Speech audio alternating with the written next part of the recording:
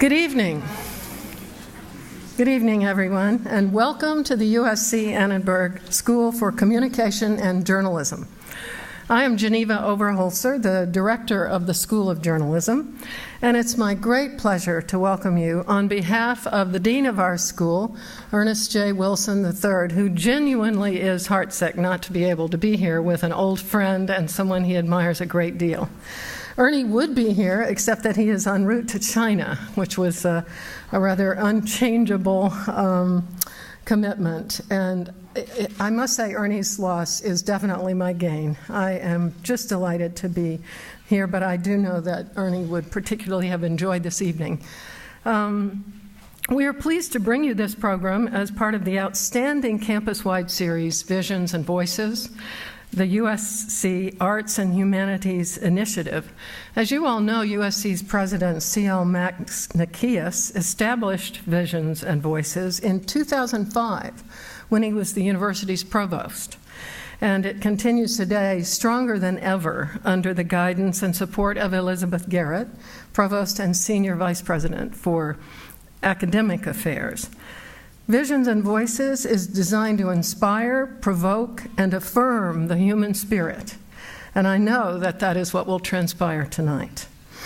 If you haven't done so already, please help yourself to a brochure or check online for the complete list of Visions and Voices lectures, discussions, and performances scheduled from now through the end of April.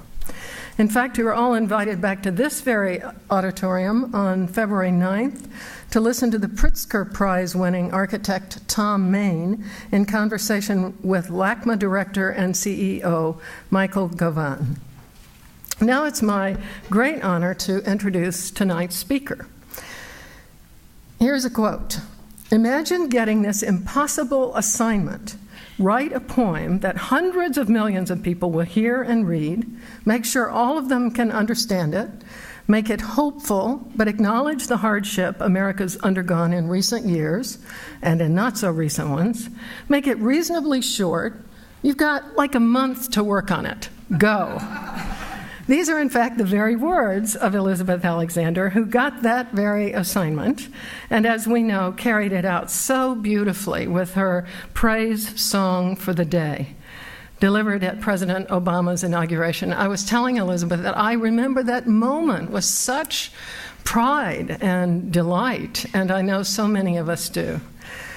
Ms. Alexander is a poet, essayist, playwright, and teacher. She was born in New York and raised in Washington, D.C. She has degrees from Yale, from Boston University, and her doctorate in English at the University of Pennsylvania. She is currently a professor at Yale and also chair of the Department of African American Studies. She says that her dual roles as poet and scholar make for a wonderful double helix, wherein one informs the other. I should note that it's more than a double helix. She's also married and the mother of 2 sons. She comes from an absolutely extraordinary family. I had more fun reading about your family. Her father, Clifford, was a presidential civil rights advisor to President Lyndon B. Johnson and Secretary of the Army during the Carter administration. Her mother, Adele, teaches African American women's history at George Washington University in D.C., and in fact, Elizabeth and her mother were completing their doctorates at about the same time. As a mother and a daughter, I love that. I was delighted to learn that upon graduating from Yale as an undergraduate, Ms. Alexander went to work for the Washington Post style section. But she says, and I love this quote, "I really did realize I wanted to make things up and that there was another kind of writing more urgent in me." Well, of course, some of you would say, don't some of you make it up in journalism? But no, she had the integrity to know to move out of it. Journalism's loss is, of course, a gain for all of us. Ms. Alexander has published at least 5 books of poems, including a young adult collection, 2 books of essays, and a play. She has received countless awards and fellowships and all manner of recognition. And throughout it all, she has kept her feet firmly planted in the rich soil of her own heritage. "I'm a black city girl," she has said. "I'm a D.C. girl born in Harlem, USA," a fact that informs her worldview and her keen sense of her own identity. Black is rich and complicated. It's joyous and vexing. It fills your heart, and it breaks your heart. One more quote before I allow us all to indulge in the wonderful treat ahead of us. Elizabeth Alexander had known Barack Obama from the time when both were teaching at the University of Chicago in the 1990s. I think you were neighbors in Hyde Park.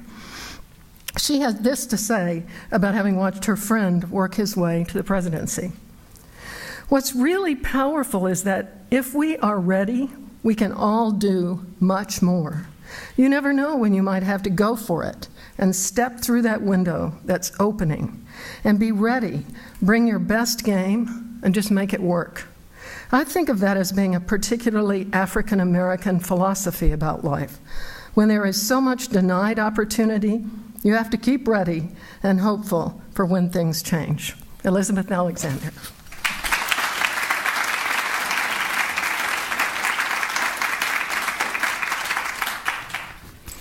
Thank you, Geneva. That was a lovely, lovely introduction, and I appreciate it very much.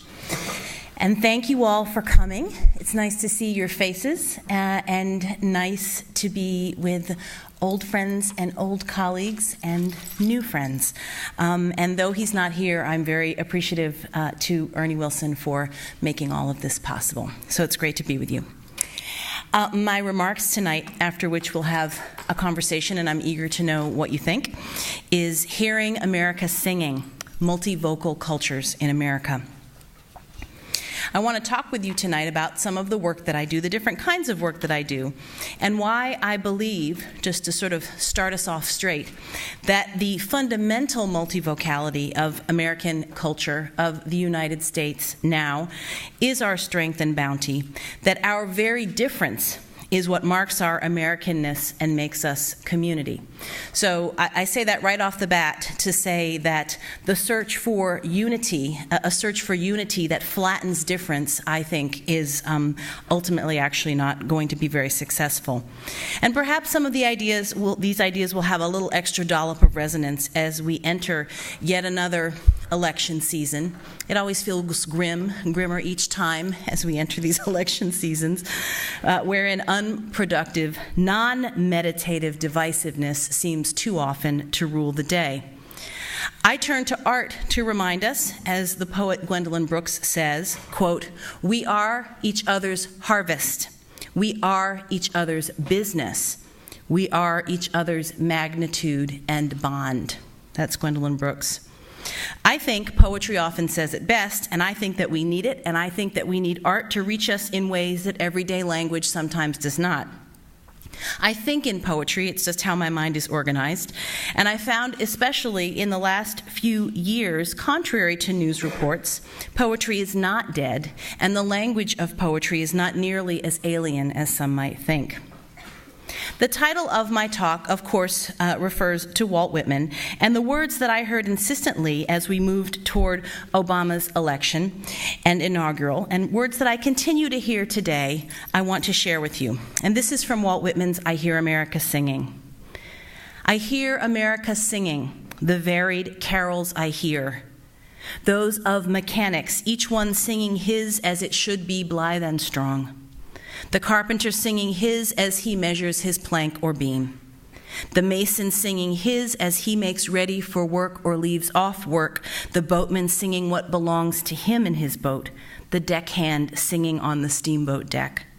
The shoemaker singing as he sits on his bench. The hatter singing as he stands. The woodcutter's song and the plowboy's on his way in the morning or at the noon intermission or at sundown. The delicious singing of the mother, or of the young wife at work, or of the girl sewing or washing, each singing what belongs to her and to no one else. The day what belongs to the day. At night, the party of young fellows, robust, friendly, singing with open mouths their strong, melodious songs.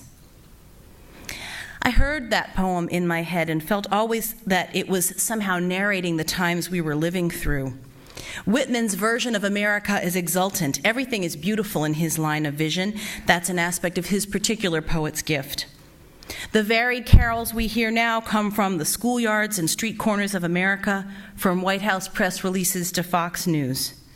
They are cacophonous and, to quote Whitman again, containing multitudes, contradicting themselves.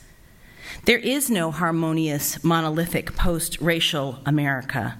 And I think one of the most important lessons we learn from the multivocal arts is that the wish for unity and civil discourse is different from agreeing, from becoming monolithic. In poetry and in scholarship, I'm interested in the always already intersectional natures of America, not something cute or unproblematic or uncontested and without power struggles, but always already mixed. And though writing poetry for me comes from a craftsperson's place of searching for the precise right word, it also comes from what can only be called a place of the soul, of knowing that the practice of finding the right word is a practice of reaching across the void between human beings and saying, this is who I am, this is what I see, this is how I offer myself to you in language. And so I think there is such a thing as the ethics of writing poetry or literature or making other forms of art that is not squarely about content, but rather the practice of precision and the stakes. And so this leads to a conversation I want to begin with you today about the centrality of African American studies as a lens through which to think about this country. African American studies is what I do in the scholarly mode. The discipline is a few years past marking its 40th year in the mainstream academy. And by that, we would also have to remember, and there are scholars here who work on this, Professor Wilson, the other Professor Wilson, work on scholars of the Black experience is long, looking back to several seminal moments much, much earlier than 40 years ago, such as W.E.B. Du Bois's Atlanta University studies, James Weldon Johnson's work in the teens and 20s on African American poetry, Sterling Brown's work in the 30s and 40s on the Negro in literature, just to name a few, and we could go back to the 19th century. It's crucial to understand that most of this pioneering early research took place at Black schools. These scholars were there because they were mostly forbidden from teaching elsewhere, but also because they found that at Atlanta University and Fisk University and Howard University, robust and brilliant communities where their work could flourish. So what we're marking at 40 is the institutional presence of Black studies at predominantly white institutions, a field of study that gained institutional footing at these schools as a result of student protest and tense times. It's a discipline that exists in mainstream universities in part because students and the people who lived in the communities surrounding their schools demanded it and kept up the pressure. It's a discipline that exists in part because of the savvy insight of some white administrators who figured that if student demands for intellectual representation and engagement with long Black intellectual traditions would keep those students from taking over buildings, then they would try it. And that's in part the story at Yale, where I teach. So those are some of the interesting and complex birth pains of African American studies in 1968 and 1969. As we marked the 40th anniversary of African American studies, we also happened to have the first African American president. And why that's particularly relevant is that the country has been going through a series of awkward conversations that have involved facing and not facing in varying degrees the reality of racial difference and differing perspectives on America and the American dream. I want to argue today that it is, in fact, African American studies and multicultural studies that gives us the best set of tools with which to analyze and examine this country writ large, to hear America singing in varied tongues. I see African American studies as fundamentally central to thinking about America. In fact, I do not believe you can understand this country, past, present, or future, without knowing more about varied aspects of what is sometimes crudely called the African American experience. My colleague Jonathan Holloway writes a fascinating history of Black scholars such as John Hope Franklin, pioneering studies of the Negro, but pigeonholed at times disciplinarily and institutionally. He calls this the cost of racial thinking. Paul Laurence Dunbar, the great poet of the turn of the century, lamented that white audiences only wanted him to write poems in so-called Negro dialect, feeling that he was forced to sing, quote, a jingle in a broken tongue. Scholarship has been a proving ground where African Americans have attempted to prove our humanity by showing that we are capable of, to counter Thomas Jefferson, quote, notes above the level of plain narration. That's Jefferson from Notes on the State of Virginia, where he said no black is capable of uttering a thought above the level of plain narration. Holloway further explores the problem of the conflation of racial identity with intellectual content. While he asks about the cost of racial thinking, I wish to ask, what about the yield of racial thinking? The bounty? Why a lament? What if the work that we are doing fundamentally changes conceptions of what is worth knowing? What if our work can be simultaneously reactive and generative and urgently motivated? African American studies, I believe, is in a renaissance, a new wave of growth. And in my own professional life, there has been no greater privilege than the call to the field of African American studies, a sense of being both caretaking of a tradition, but also able to sustain dissent and argumentation from within. Intra-community discussions, dissent, debate, politically also as a generation after the Black Power era, which is marked, of course, not only by the Black Power movement itself as such, but also infrastructural change in especially city governments and workplaces.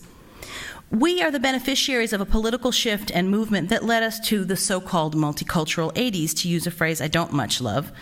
And this generation of leaders, to use another phrase I don't much love, is the affirmative action baby generation. And we're operating, and I don't need to tell you all this, we're in Los Angeles, California, in the context of the multicultural university, where many hyphenate studies are fighting for terrain and voice and space.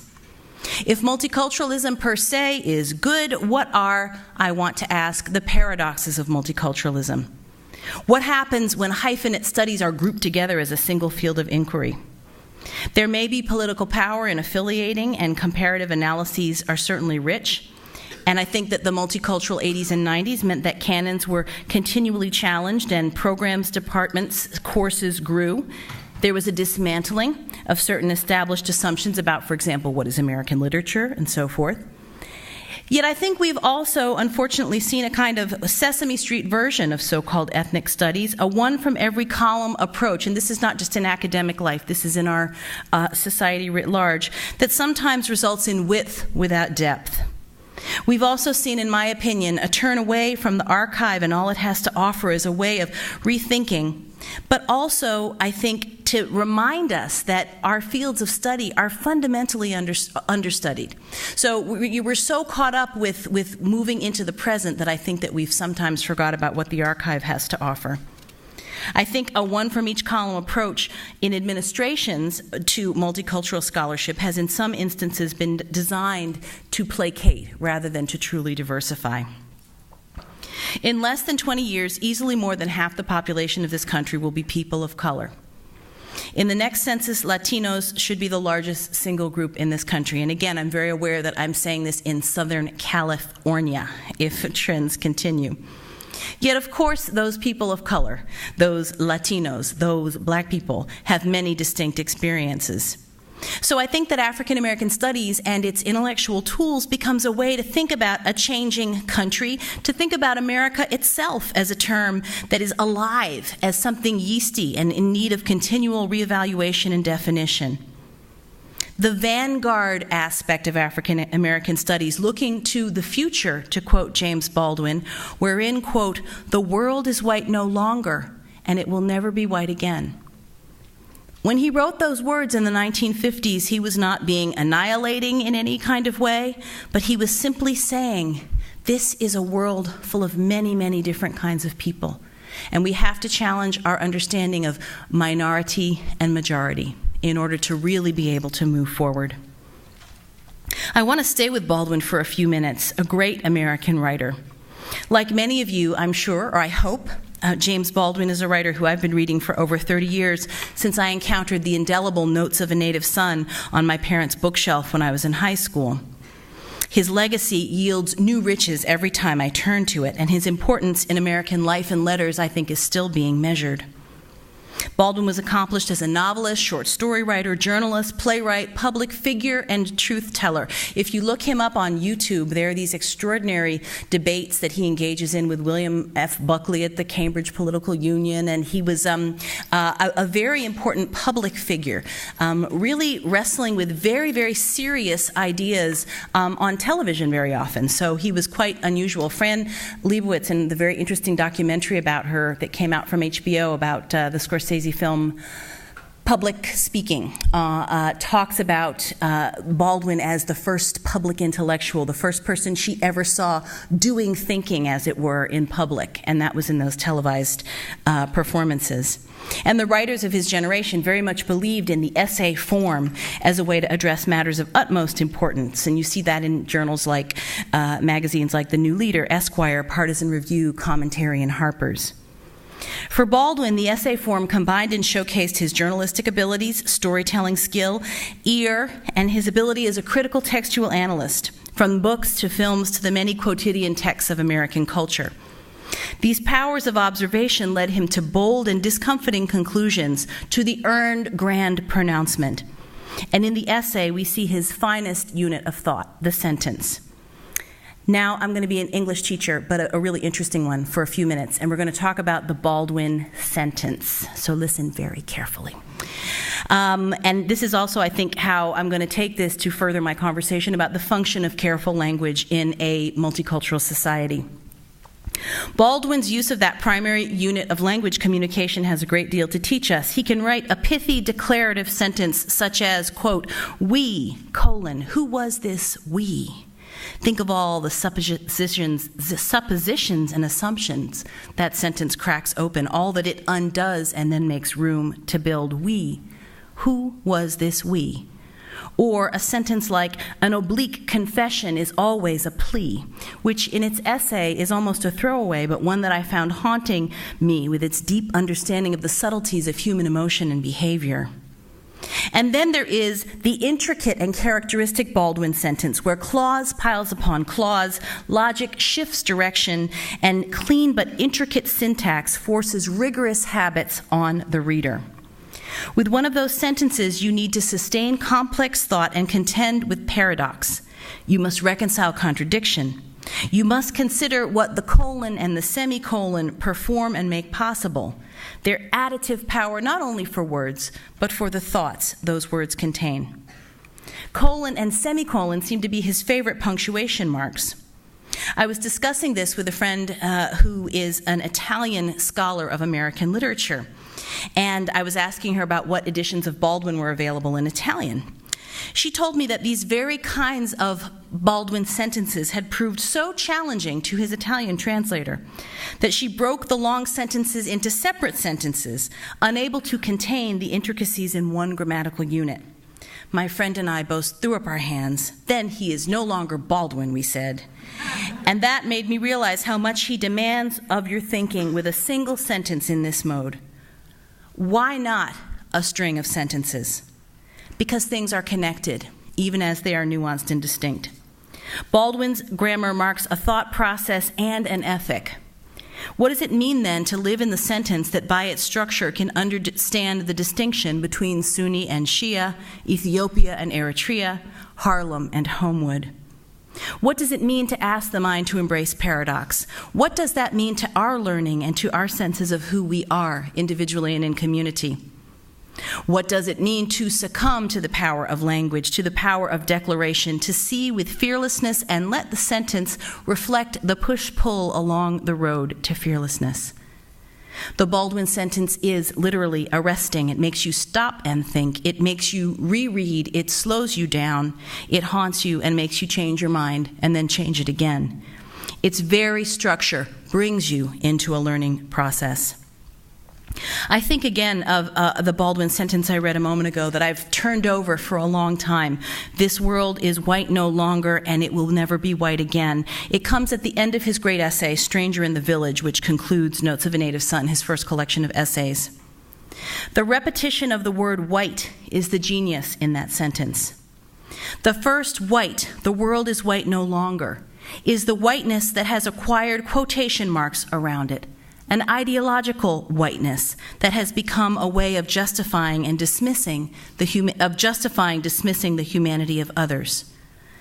The clear and unjudgmental fact of, and it will never be white again, is a hope for the future, not for a changed population per se. That's not what he's talking about.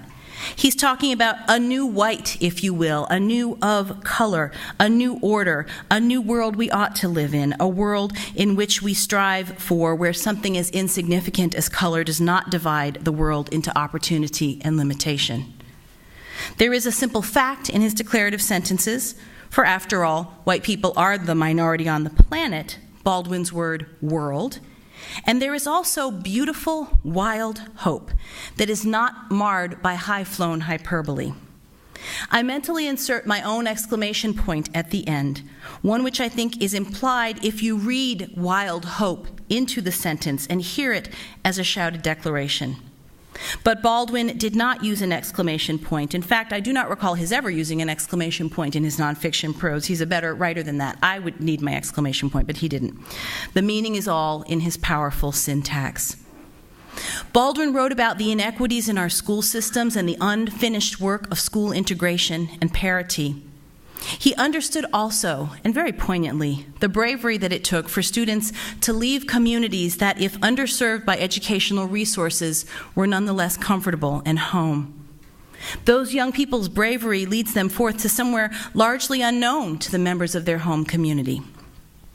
In the essay, They Can't Turn Back, about segregated education in Florida in 1960, he wrote this explosive paragraph: "Go back to where you started, or far back as you can. Examine all of it, travel your road again and tell the truth about it. Sing or shout or testify or keep it to yourself, but know whence you came."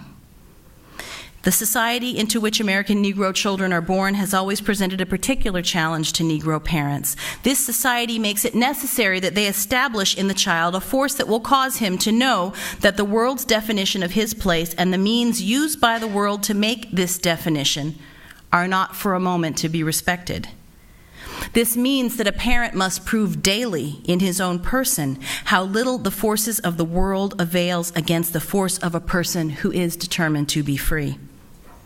Now, this is a cruel challenge, for the force of the world is immense.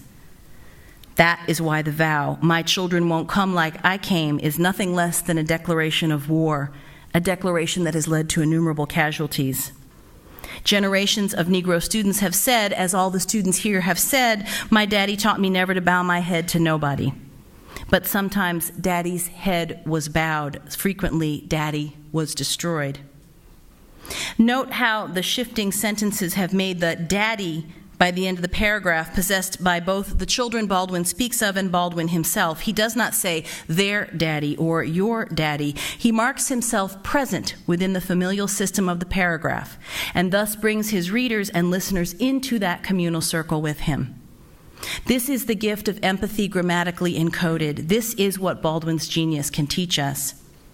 And the beginning of the paragraph, quote, "Sing or shout or testify or keep it to yourself, but know whence you came," is one of those sentences I've been talking about that recognizes a whole range of legitimate responses to the stresses and excitements of moving to a different station in life, but remembering that each of us has a song to sing that originates where we did, even as we move through life and its many aspects.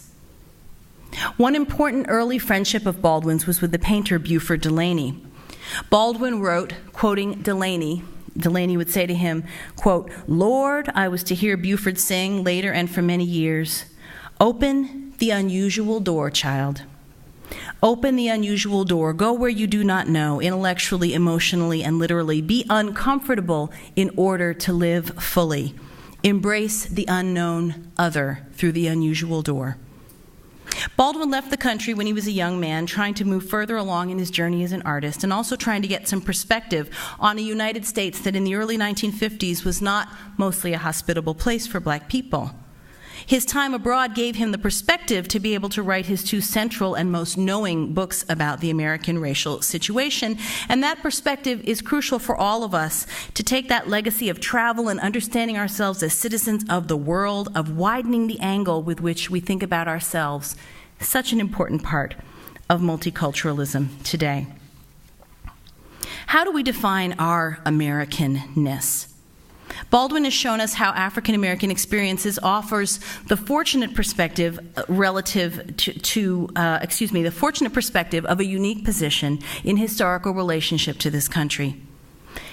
A counter-knowledge, another perspective based on knowing that America has not always been fair, nor made nor kept the same promises to all of her children. Baldwin and so many others to this day would not have survived without possessing and developing these multiple strands of knowledge that form the critical consciousness we all need to move through this complicated world. More than one kind of knowledge, even when difficult to process, is wealth. And Baldwin insisted that we hold those multiple knowledges in our heads at the same time. The last Baldwin sentence I will leave you with is this one, quote, "The root function of language is to control the universe by describing it." We know that we can't fully control the universe, not fully. But to the extent that each day is an effort to bring order and sense to chaos, to see and make connections, we do that as we live in language. So even though few of us may expect to be writers on the order of James Baldwin, though some of us will, we live in language that defines us and defines our world. And Baldwin has shown us how to use it meticulously and well, and how the mighty force of a hard world can nonetheless lead us to grace and clarity that does not deny complication in the language that is, after all, what we have with which to reach each other.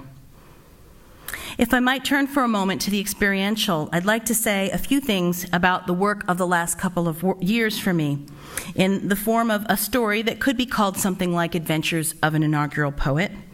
It's certainly the most unusual professional thing that ever happened to me, and sharing the unusual is part of what writers do. Further, so many people of so many different political stripes took the election of Barack Obama as the country's 44th president as a moment of positive change and possibility for the country. That it was a grassroots presidential campaign with a consistently encompassing, border-crossing, and non-individualistic rhetoric meant that millions of people felt galvanized as we began to face the many challenges that are ahead of us, and alas, with us, and sometimes it seems even more deeply. And so the last few years brought a very, very different level of exposure to me and my work, more so than most poets encounter, and by extension to the communities that I consider myself to represent and that I serve. I'm a servant of poetry, and I'm a servant of African American studies, happily. I trust some aspects of all the attention and radically mistrust others. The beautiful news is that what I've always known is true. Poetry matters. A poem can reach a lot of people, and therefore poems can reach people. This I know. I always knew, again, but I have evidence in the bags and bags of letters and columns of email that I received after the inaugural. But I also know that widespread exposure is a very strange thing that makes people excited, but is an unreliable measure, in fact, of anything. This happy recognition feels like a misnaming, having little to do both with the succor of poetry and the hard work of wrestling with it. I don't think poetry needs to be hard, but I do think poetry needs to be heated. And I wonder if that sometimes gets lost in the excitement about feeling that one is being brought closer to a televised moment, or that one is next to a proxy for the president himself. I find myself returning over and over to questions of craft. How do you make that thing for which you are lauded, especially when there are duties and distractions? The words craft and discipline are important and wonderful words.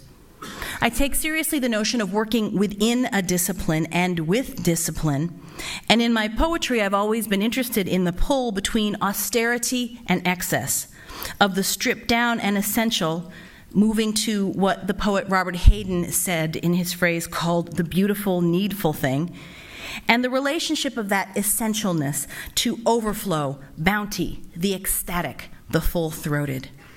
This space between, this tension, is what I'm always trying to explore in my work. The full quotation, the beautiful, needful thing, is fleshing the dream of the beautiful, needful thing, from Hayden's poem on Frederick Douglass. meditating on freedom. What is this freedom, this thing needful to man as air, usable?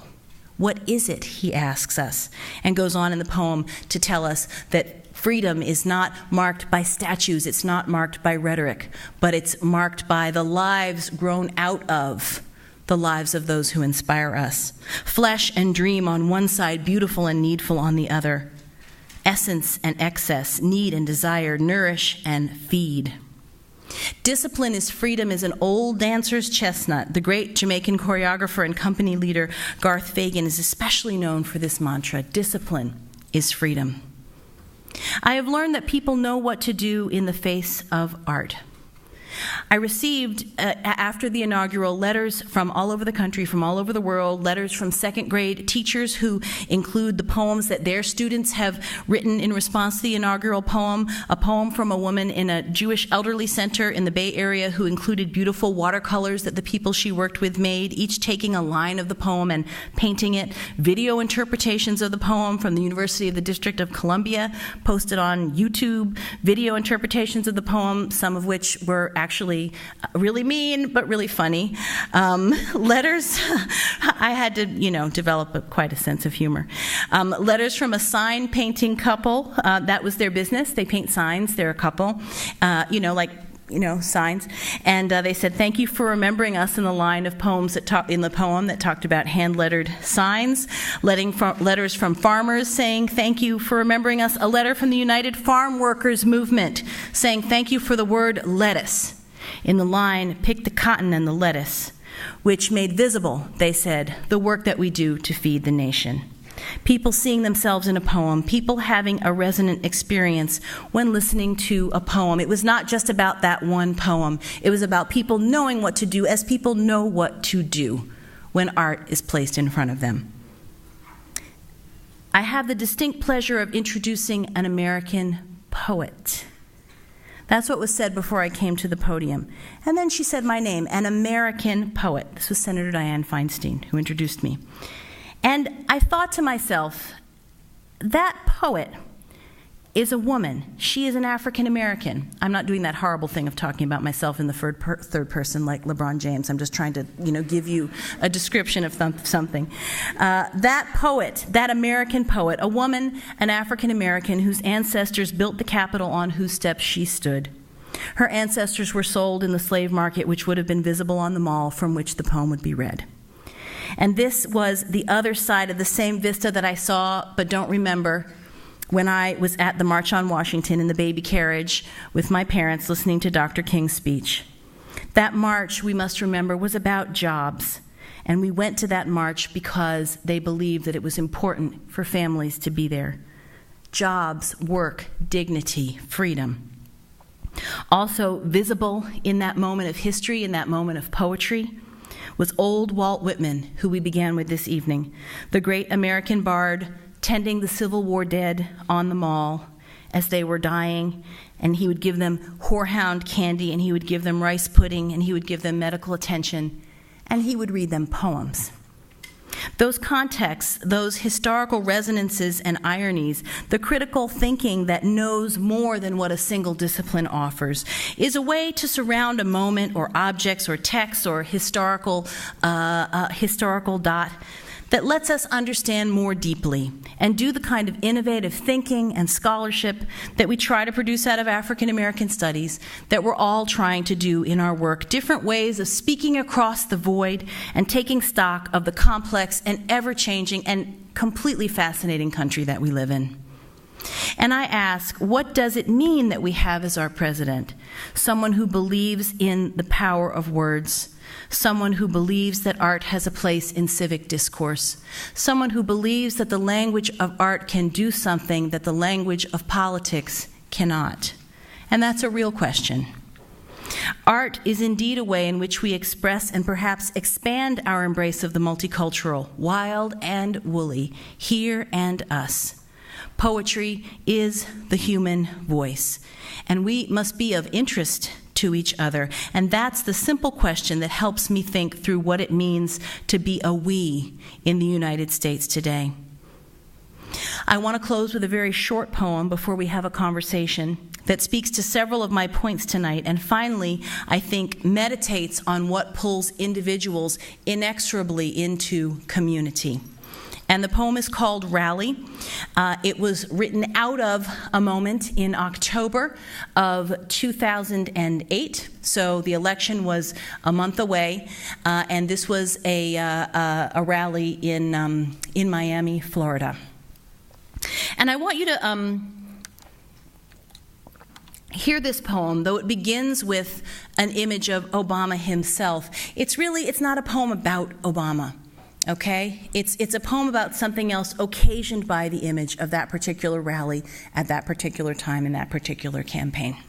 Rally. The awesome weight of the world had not yet descended upon his athletes' shoulders. I saw something light but not feathered jog on to the rickety stage like a jock off the court, played my game, did my best. And the silent crowd listened and dreamed. The children sat high on their parents' shoulders. Then the crowd made noise that gathered and grew until it was loud and was loud as the sea. What it meant or would mean was not yet fixed, nor could be, though human beings always tilt toward we.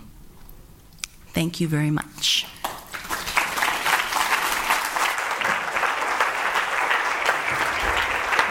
Wow. Wonderful. Wonderful. Yeah. Great. Boy, what an extraordinary address. Thoughtful and, in the end, so hopeful. I'm going to take advantage of having this chair to ask just a couple of things, if I may, and then we'll open it to a broader conversation, which I know you will very much welcome. I'm so intrigued by the notion of African American studies as a lens through which we can see and understand America, that we must hear multicultural voices to hear America singing, that we think about not the cost of racial thinking, but the yield of racial thinking, and the vanguard aspect of African American studies.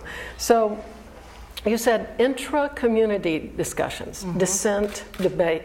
We have plenty of dissent and debate, but it seldom feels like richly intra-community discussions.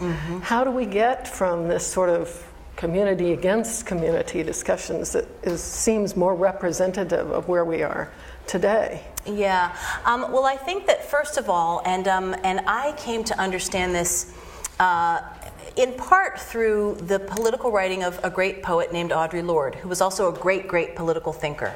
And she talked about embracing difference, sort of running into difference, and she was talking about within feminist communities. So she said, we can't just assume that because black and white women are feminists that they have everything in common.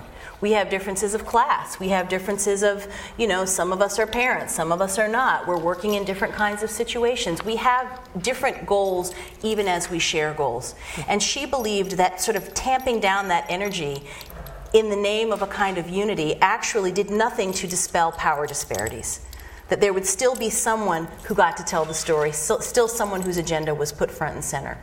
And so, her challenge was, how do we work through it in our communities, and how do we use that intra-community work as a proxy for what we then have to do as the circles grow larger and larger and larger and larger. And, her circles also went inward. She said, quite famously, I am a woman, I am lesbian, I am black, I'm a New Yorker, I'm a West Indian, I'm a librarian, I'm all of these things. And sometimes those things might be at war within me, but they're still within me. So, I think that kind of concentric circles, ways of sort of not running from conflict, but rather learning to work. Now, how we do it, I'm not really sure. But at least assume that giving voice to everyone will be the better place to start rather than the better place to start, and also that we don't have to run away from differences. Yeah. And I do think that that's one thing in the last presidential campaign. I do think that who black people were was made more complicated on a larger stage. And that to a good effect. to good effect, I think. And that was, so that's something. Right. Right, although not nearly as complicated as it should be made. No, that's right. That's right. Did you find yourself wishing that Senator Feinstein had described you in another way, not an American poet? No, it was actually that moment for me. That was such an American day. Yes. It really was. A wonderful American day. It really, really, really was, with all things true at once. So that, the way in which as Americans we always look forward, we always look upward, and the way that means that there's never a looking back. So that, as we read in the newspaper the other day, there are now increasing numbers of people who have learned nothing about the civil rights movement. That a great, mighty hero like Fred Shuttlesworth can die. Right. And, in African American studies, we have to tell people about his work. I think that moving forward has really been at the expense of a looking backwards. That's a very American phenomenon. Yeah. But history teaches us everything we need to know. I want to talk a little about poetry as well. You raised so many wonderful subjects.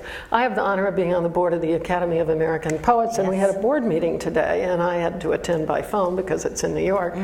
But part of the debate, I don't think I'm letting any cats out of the bag, this won't be surprising to anyone, we're sort of looking at our mission statement, and there was a lot of discussion about to whom are we attempting to appeal?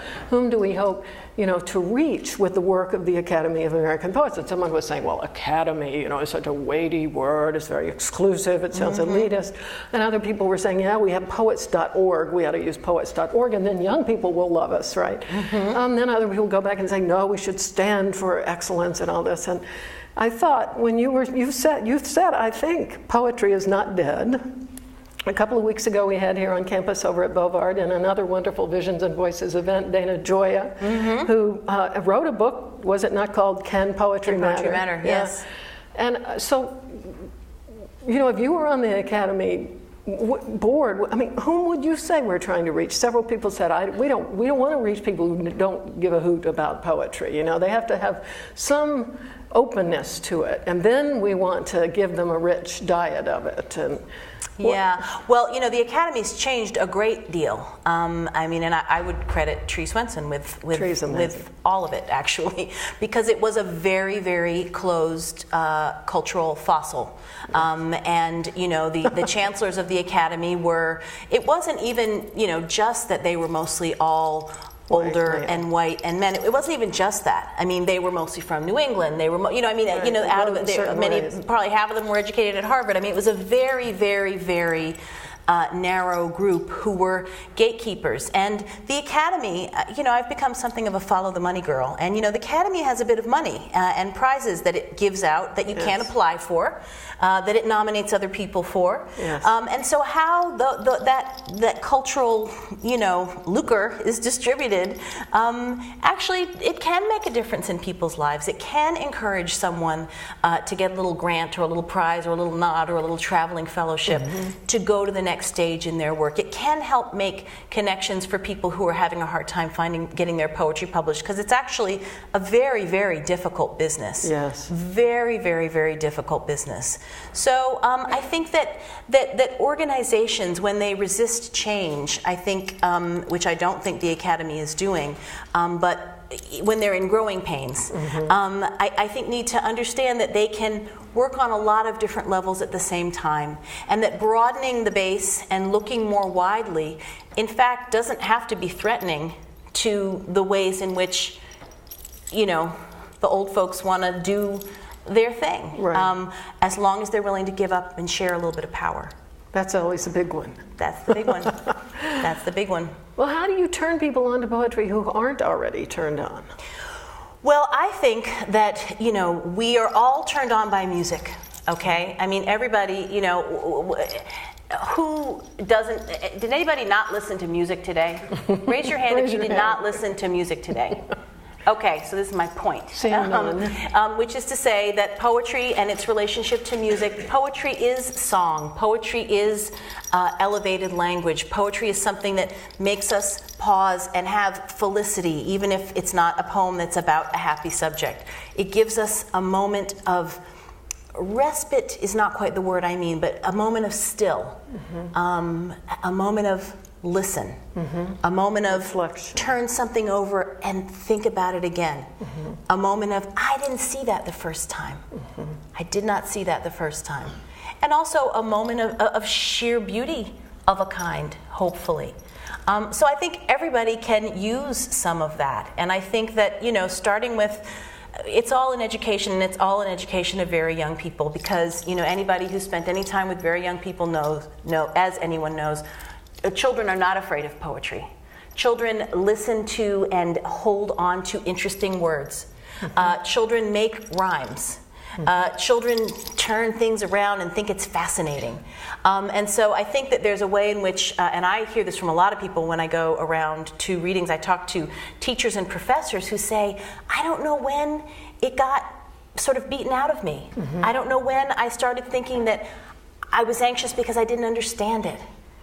To which I say, poetry, and we've been speaking about this all night, it's not the newspaper. So it's when you read a newspaper article, you are supposed to come out of it understanding what you have read. You are supposed to have absorbed facts. With a poem, that's not what it's trying to do to you, even if information is imparted in that poem. Right.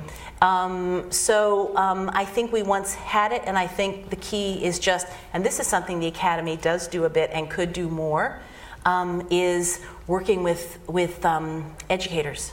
And really, working with people in public libraries, making resources available to folks from an early age continuously. Interesting. I know that Dana Gioia said that he could always tell when a poet was also a musician. You were a dancer. I studied dance for a long time. For a long time. So would you say that you can tell when a poet is a musician or musically trained? That's interesting.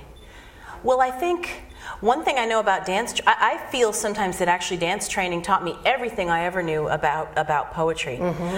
Certainly about being attuned to music, and hopefully what you're doing with dance is you're hitting certain rhythmic marks, but not in a leaden fashion. That's what makes it, interesting to watch.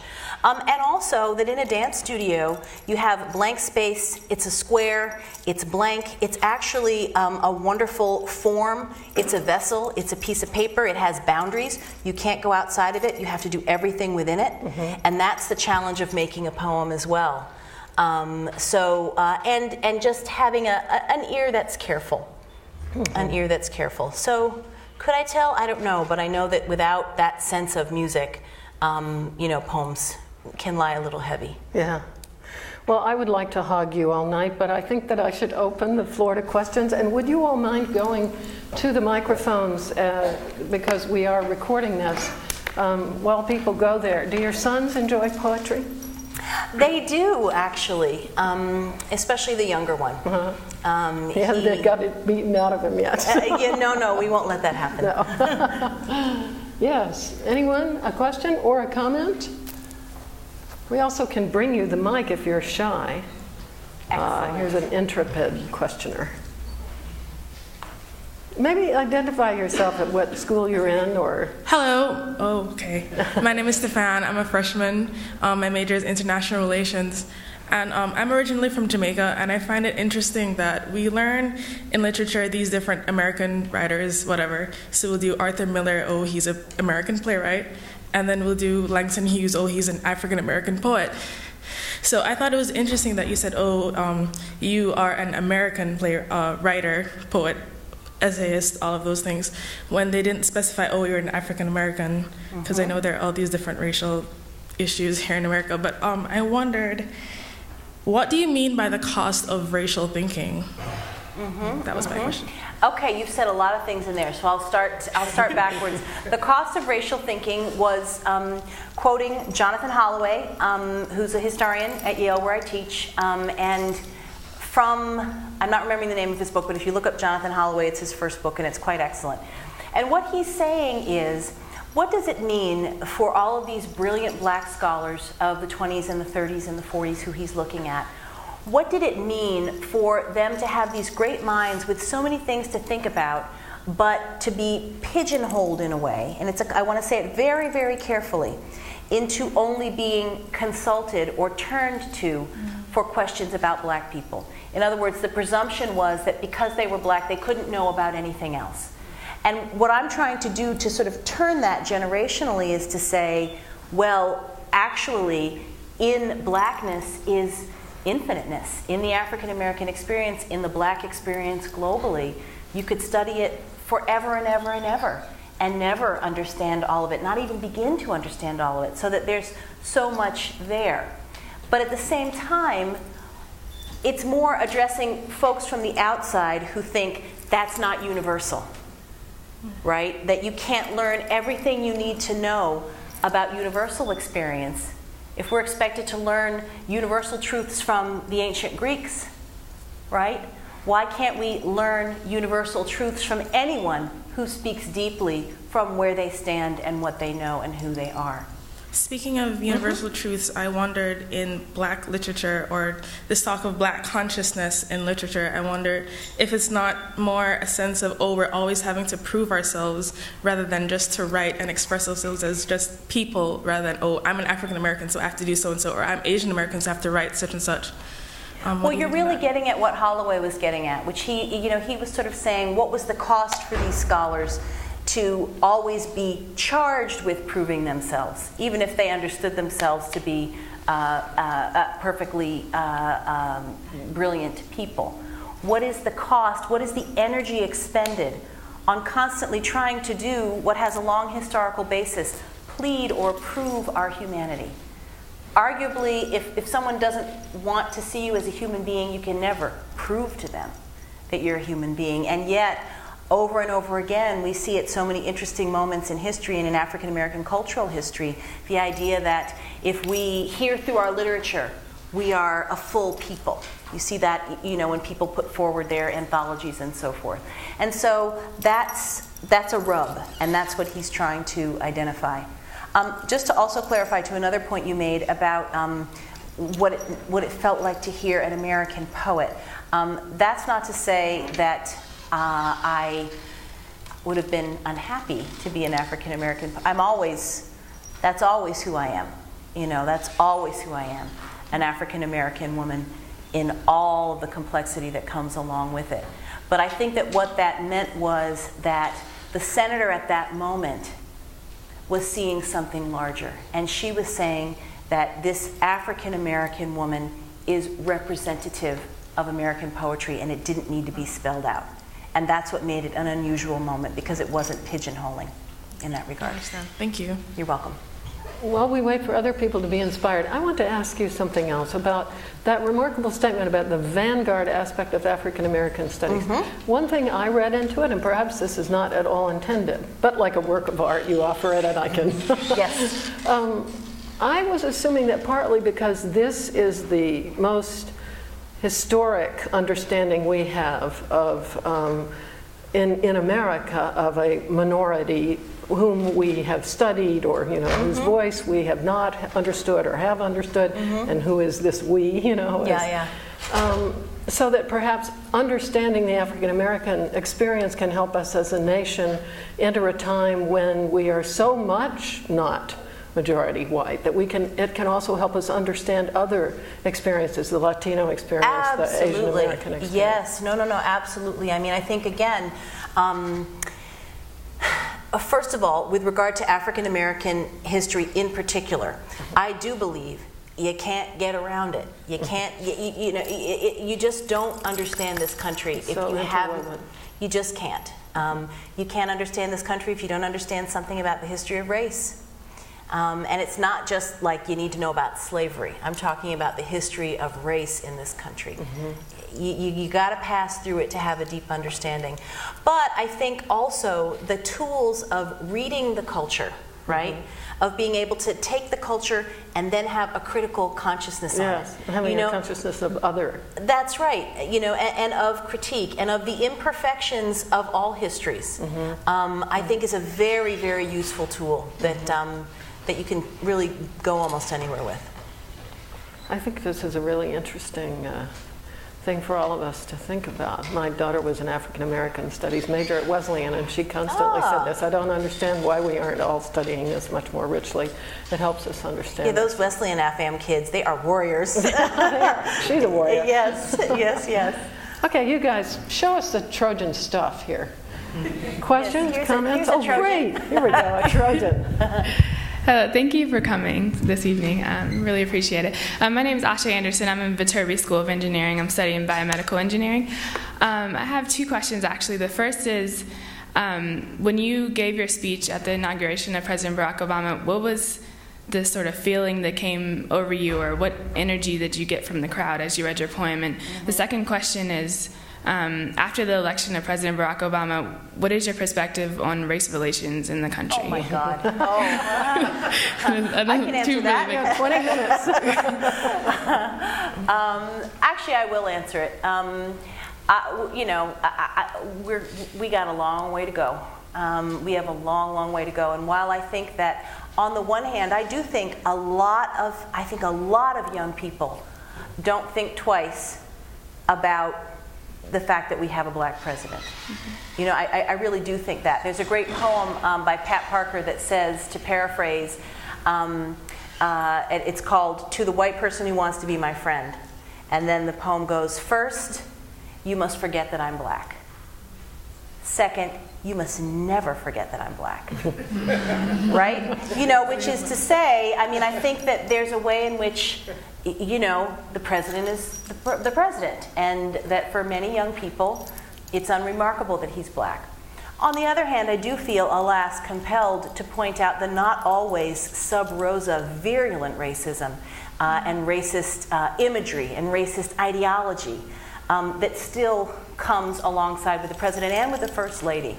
I hate to depress you, but if you go and look, this kind of, I wonder what you think about this vile invention, the comments, the online comments, which I think are just the worst thing in the world. In fact, I was just talking to a UK colleague today about the quality, the horrible lack of quality. Horrible, horrible. We've given up on this question of sourcing things. We've given over to the culture of anonymity. Yeah, no, exactly. And so, if you look, for example, at the comments, one time there was a spread in Harper's Bazaar of the First Lady in some pretty dresses. And so my friends and I all sent each other the clip. They were her pretty dresses because we thought she was fly in her fabulous dresses. And that was the end of it. But then one friend said, look at the comments. And they immediately sank into the most vile, violent, racist stereotypes that you would have thought were gone a long time ago.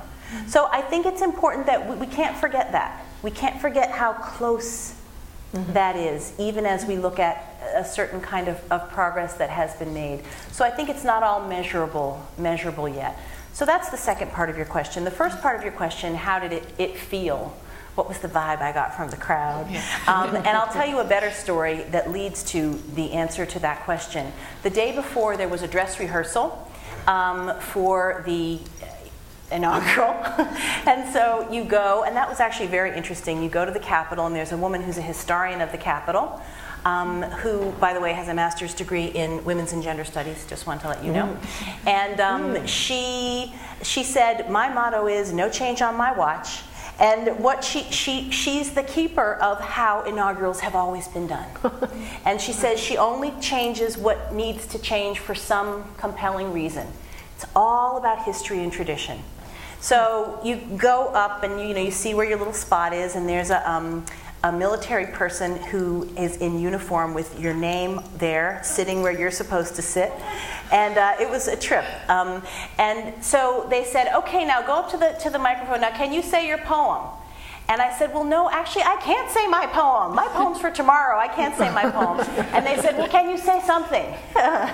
And so I recited from memory. Gwendolyn Brooks was my great and shining star. Gwendolyn Brooks' great poem, Kitchenette Building. Great poem. We are things of dry hours and the involuntary plan, grayed in and gray. Dream makes a giddy sound, not strong, like rent, feeding a wife, satisfying a man. But could a dream rise up through onion fumes, she asks. And I recited the poem. And there were lots of tourists on the mall at that point. It was the day before the inaugural. And what was so powerful was, with the first line of the poem, they all stopped. Wow. And what that was about, my friend, was about poetry itself. That was about hearing language organized in that way. They stopped and they listened. And at the end of that poem, I recited a Brooks poem because she was the one who should have been there. She was the poet of the South Side that produced Michelle Obama, that Obama rose from politically. So she was the guardian angel of the day. And at the end, they clapped wildly because they knew they had received something. So the next day, what I understood was it wasn't about me. It was about being a vessel for poetry itself. And what I also felt truly was, I felt like I was not alone on that stage, like I was with American poets living and dead, and they were with me as sure as Geneva's with me. I mean it. They were with me. And that also I had my people with me, and I had my very sensible late grandmother who said, "Why in the world would you be nervous? You have prepared and done your best, haven't you?" So, because I had written the thing, so that meant that I had done my little best. I was prepared, and so I was strangely calm, and I thought to myself, "Wow, all these people are listening to a poem. That's amazing, and that's beautiful." And it was only the fourth You're welcome. time that a poet was read at an inauguration. And there was a fifth time when it was read at an inaugural ball. There was a poem read at an inaugural. Yeah, and I should know who that was. Yeah, I've forgotten. But is it true? I think I read that Robert Frost stood up to deliver his poem, and he couldn't read it because it was too sunny, and so he recited a different one from memory. And it blew away. Oh, is that the papers ruffled and they blew away. Right. So, everybody said to me, "Is your poem going to blow away?" I was like, "Oh, no, it is not." We have it tucked, we have it in the boot, we have it everywhere. Your grandmother would have been proud. No. We were not going to let that happen. But you know what poets, your friends at the Academy might say, is that in poet lore, the poem he wrote was awful. Some of us believe that he knew it was bad, so he recited a greatest hit. That's what we think. Interesting. Yeah. Do you think he waited until the last moment with this knowledge of how bad it was? I don't know, but that's a poet scoop. That's what we think. Yeah, I believe that. I read some of that. It really is awful. Yeah. But The Gift Outright was really good. Although, talk about looking at American history, that poem starts, "The land was ours before it was the land." Now, if you know anything about ours? Native, exactly, so it's that kind of critical consciousness that says, let's be richer and more complicated. You were talking about New England poets, right? Yeah, exactly. Yeah. Yes. Hello, Hi my there. name's Tori, and I'm a student of critical studies in the School of Cinematic Arts, All right. and also Visions and Voices volunteer. All right. But I wanted to ask you, I thought your story just now was so interesting when you were saying that everybody just paused and listened to your poem.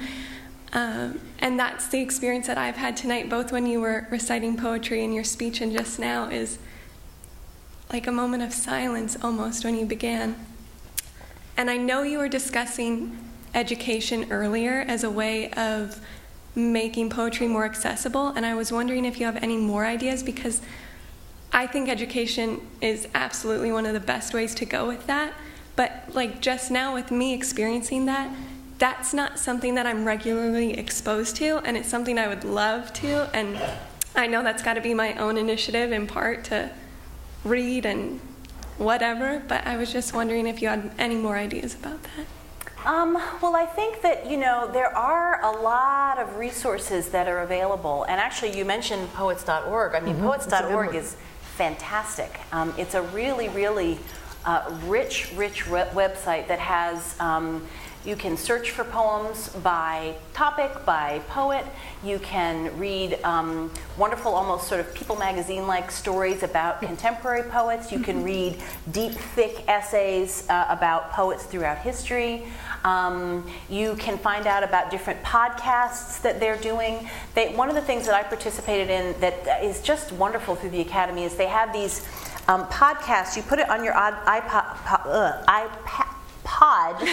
so many pods and pads, your iPod, and there's poetry city tours. So I narrated the Washington Poetry Tour, and it takes you to, this is Sterling Brown's house, and then, there's a recording of Sterling Brown reading one of his poems, and it's timed out how long it takes. They're like, now you'll descend into the Farragut North Metro Station. And there's a person who walked the tour and took the subway several times to make sure the timing was right. Mm-hmm. So what a wonderful way to go to any major American city and to say, my first day, I'm not going to take the double-decker tourmobile. I'm going to do the poetry tour. Mm-hmm. So that's just one website that has a lot of resources. And another thing that I like people to commit to do, that I like to challenge people to do, is to buy books of poetry.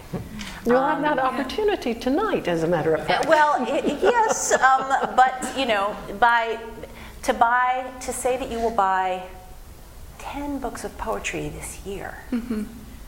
right? And this can make a tremendous difference.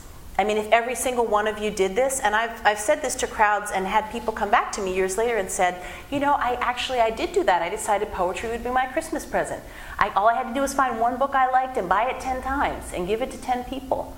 And I think that really, poetry editions are done usually my first book there were 1,000 copies printed. Okay? So, if all of you bought it, that would make a difference. Mm-hmm. So I think that really participating in the life and in the actual life of poetry is just very, very enriching and can really make a difference in ways that you might not even see at first. Yeah, great. Thank you so much. You're so welcome. Hi. Hi. Probably don't need the microphone. I'm a student in the Master Professional Writing Program. Mm-hmm. And I had two questions, one very simple and factual. The quote that you were introduced with about sometimes the door opens, we don't know when that will happen. I was curious where I could find that, because I really love that. Otherwise, I'll scurry around and Google it, I suppose. Do you remember, Kay? You gave me that. It came from... If you write me, Okay. genevao@usc.edu, I've got it in my office, and I'll tell you what it came from. Thank you. It might have been from the New York Times article. Yeah. Okay. Okay, Or you could thank you. quote it secondarily from tonight. That's true. And my other question was a writing question. I just wanted you to expand on this idea of the importance of having the limitations and the craft and the discipline in order to have the freedom to express yourself, that dynamic. Yeah, I mean, I really think that, many poets have, I think it was Frost who said writing, and he was thinking particularly about received form, and he said, writing, not using form is like playing tennis without a net. Right? You know what I mean? There are lots of comments from poets like that I'm not so much interested in people sticking to received form, but on the other hand, I think that we're always working with shapes and boundaries. We're always crafting something, right? Tables have legs and flat tops for a reason, right? So even though I think quite broadly, actually, about all the different ways that poems can have form, they do have form. Right? The amphora holds the liquid, it doesn't spill out onto the floor. So I think that always that sense of what are the lines around us, but how is there infinity within that space, I find is a very, very productive, useful metaphor. And I also think that, when you, in a way, how do you would kind of go crazy if there was no sense of making a vessel. So that's what I think of it, is like making a vessel. Thank you. You're welcome. Would it be terribly rude or predictable of me to ask you if you would mind closing by sharing a poem? Oh, I would love to share a poem. I don't have a book in my hand. I know.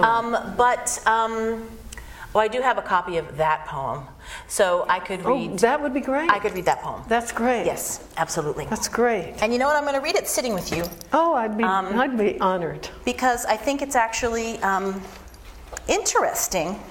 So writing Praise Song for the Day, the big challenge was to write a poem that had this big job to do that was quite explicit. It had a job on that day. It had to do that job. But also I had to feel like I had written a real poem. Mm-hmm. I had to feel like I had written something that was recognizable to me. I had to feel like I wrote a poem that would have brothers and sisters in my other poems, a poem that would one day sit in a book with poems on either side, and a poem that marked, hopefully, the middle, and not the end. Right, and not just something ordered up. Yeah, and not just something ordered up. So I've kind of been interested. I don't read it very much, but I'm interested in hearing it in settings more intimate than where it first came out. Praise Song for the Day. Each day we go about our business, walking past each other, catching each other's eyes or not, about to speak or speaking. All about us is noise. All about us is noise and bramble, thorn and din, each one of our ancestors on our tongues. Someone is stitching up a hem, darning a hole in a uniform, patching a tire, repairing the things in need of repair. Someone is trying to make music somewhere with a pair of wooden spoons on an oil drum with cello, boombox, harmonica, voice. A woman and her son wait for the bus. A farmer considers the changing sky. A teacher says, "Take out your pencils, begin." We encounter each other in words spiny or smooth, whispered or declaimed, words to consider, reconsider. We cross dirt roads and highways that mark the will of someone and then others who said, "I need to see what's on the other side. I know there's something better down the road. We need to find a place where we are safe. We walk into that which we cannot yet see." Say it plain that many have died for this day. Sing the names of the dead who brought us here, who laid the train tracks, raised the bridges, picked the cotton and the lettuce, built brick by brick the glittering edifices they would then keep clean and work inside of. Praise song for struggle, praise song for the day. Praise song for every hand-lettered sign, the figuring it out at kitchen tables.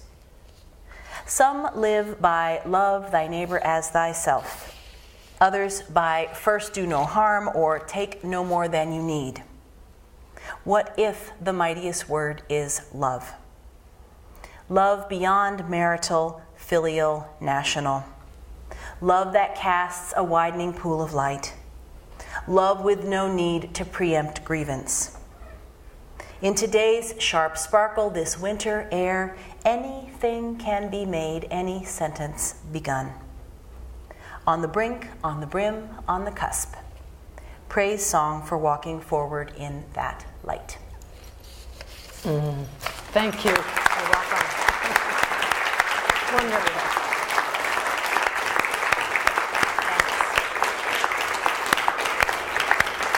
I know you all agree that this was a truly magical Visions and Voices evening, and we are very grateful to you, Elizabeth Alexander, for joining us. And I hope you all will join us upstairs for a book signing. Anything else I need to say, Kay? Then have at it. Thank you so much. Thank you. What a treat. Really wonderful. This was such a pleasure.